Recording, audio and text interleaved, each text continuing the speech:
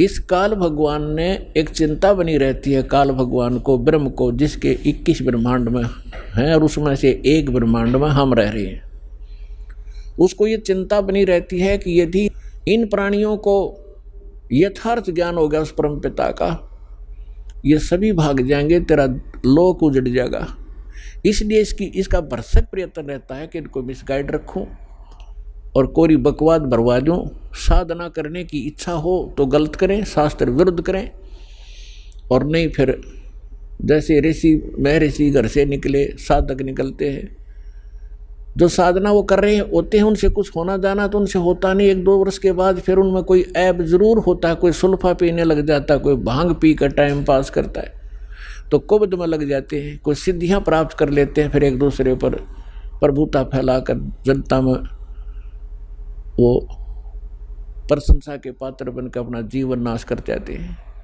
तो पुण्यात्माओं, इस तत्व ज्ञान से पता चलेगा कौन कितने पानी में और कौन सी साधना सही कौन सी गलत।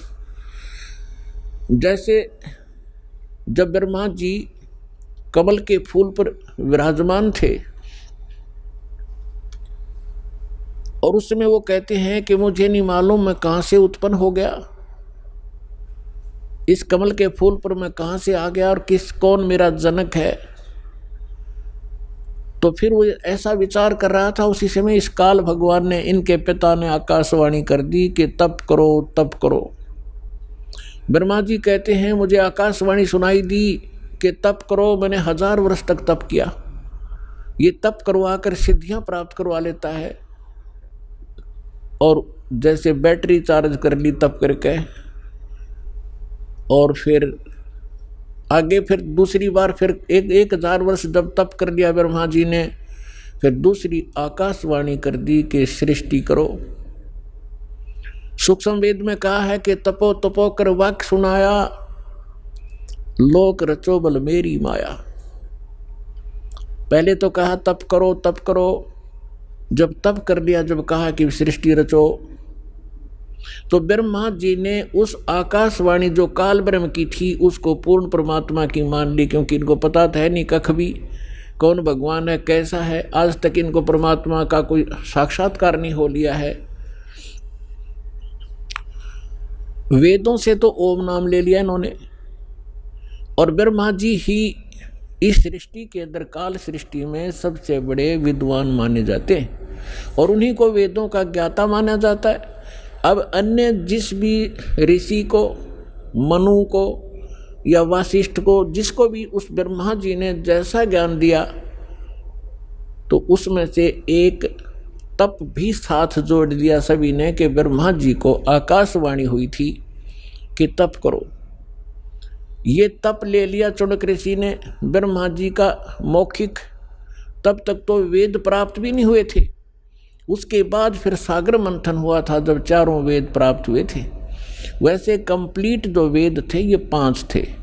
इस काल भगवान को 5 परमात्मा ने वहाँ से फैक्स कर दिए थे इसके अंतःकरण में, फिर इसके श्वासों के द्वारा ये बाहर निकले थे सागर के ऊपर, और सुसज्जित बहुत सुंदर थालियों के अंदर आए थे। तो इस ज्योत निरंजन ने वो 4 पढ़े, 5 पढ़े इसने, तो 5वें जो वेद था उसके अंदर उस परमात्मा का विशेष ज्ञान था। तो इसको चिंता बन गई कि उस परमात्मा की इस प्रकार जानकारी प्राणियों को होगी, ये सब भाग जाएंगे।